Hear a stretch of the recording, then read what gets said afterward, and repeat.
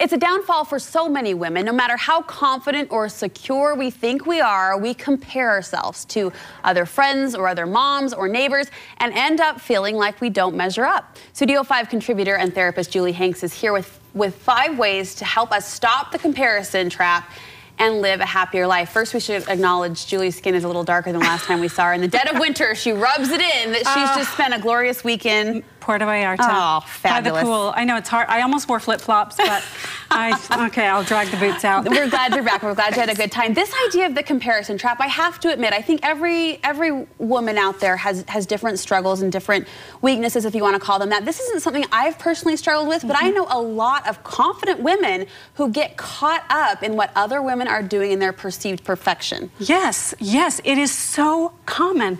And just by the response I got on social media, I can see that it is common. But you know, I'm going to zoom out for a second. Our whole society is set up in terms of ranking, like a ladder. Who's on a higher rung? And so that's not the only way to live. Other societies aren't set up, but Western society is set up. Where do we rank? And so with that kind of framework, think about how that impacts now back to our everyday lives. If you're doing something better than me, then you're above me on this ladder, and that puts me below. But that's not the only way to think about it. So it's a cultural psyche that it is, and ingrained. we don't know anything else. We think that's where our value comes from, ranking above or below, and that's where our worth comes from. But not all cultures are set up like that. Yeah. And there's a different, we can change that, and so that's what I'm hoping to help do. Well, aside from just promoting a down day and kind of giving you a case of the blahs, what's the harm in that rank system or allowing your mind to compare yourself to other women? Chronic anxiety and fear that you will be less than. I mean, think about it. That's the root of sibling rivalry. That's the root of insecurity and this comparison, I'm not good enough, because someone else's success puts me down a rung? No. So there's always this threat of my worth is going to become less. If someone gets a degree and I don't have a degree, then I'm less. There's another better way. Okay, well, you mentioned you reached out on social media and asked in what areas do you compare yourself with others. The question hit a nerve with lots of women. This is a question that popped up from Catherine. She's a busy mom living in Provo. Let's listen.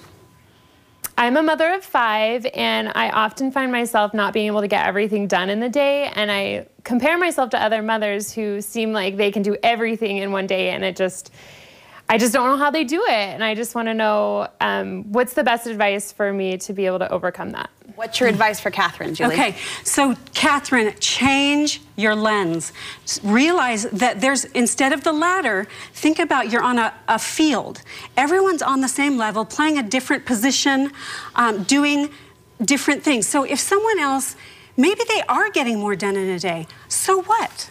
What does that mean about you? You don't have to be the same as other people. And if you think about we're all on the same plane, using our gifts and talents, there's no threat. Different players on a field are required to do different things at different paces at different times. It's all okay. Right, and so what if that's this mother's talent?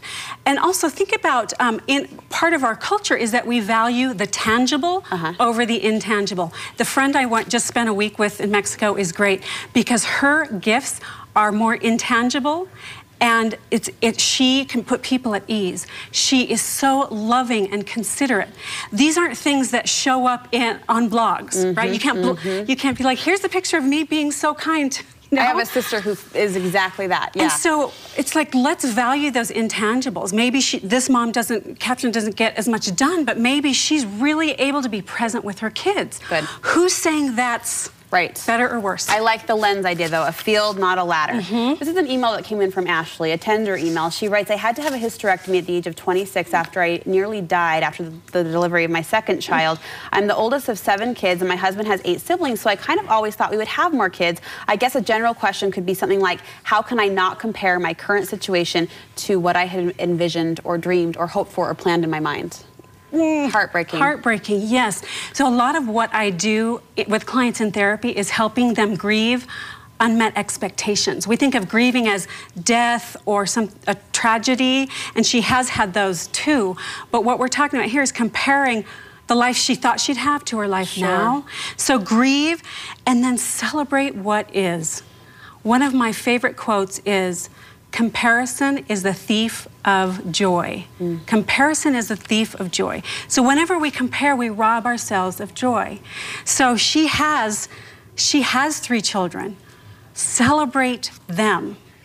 Another favorite quote by author Byron Katie is, when you argue with reality, you lose, but only 100% of the time. There you go. So you can spend your life wishing things were different, but it doesn't do anything. Good advice, good advice. This is another viewer question from Bailey. She's a new mom. Let's listen. Hi, Julie. I just moved back to Utah from Reno, and I find myself comparing myself to other mothers who always look like so put together and have their hair done and all the perfect jewelry, and I just don't see myself doing that. How can I get out of comparing myself to those mothers? What steps can Bailey take? Okay, Bailey, clarify your values. Clarify. So if spending a lot of time and money and energy isn't important to you, that's okay. What do you value, and own that? When I was speaking back east and I realized, oh, I wear a lot of makeup. Oh, wow, nobody colors their hair in this city where I am.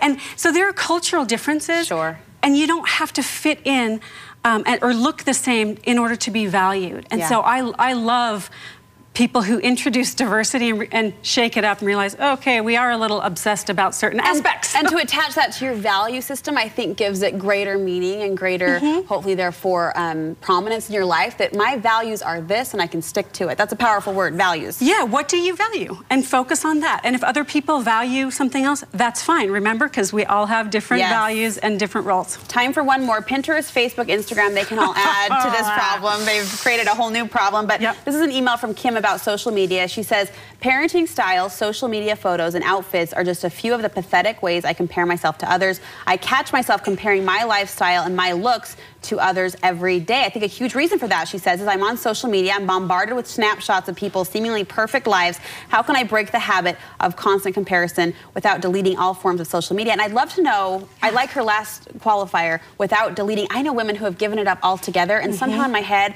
I'm not judging, I just don't think that's the right solution.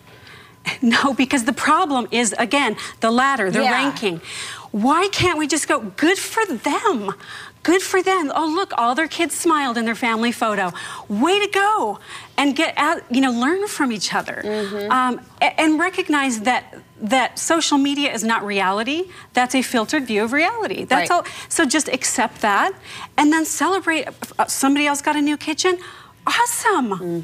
It means nothing about you.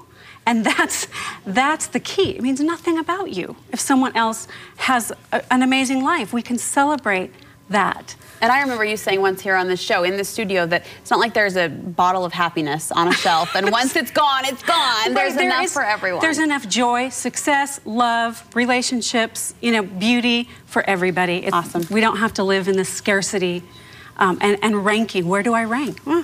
Who cares? Good advice, Julie. Good advice. If viewers need more personal one-on-one, maybe counseling, where can they get in touch with you? Yeah, wasatchfamilytherapy.com. Perfect. Thank you. Thanks, Brooke. And if you want to hold on to this conversation, maybe revisit it when you find yourself stuck in a comparison trap, we will make it easy. We're going to post this entire Q&A on our website. Just go to studio5.ksl.com.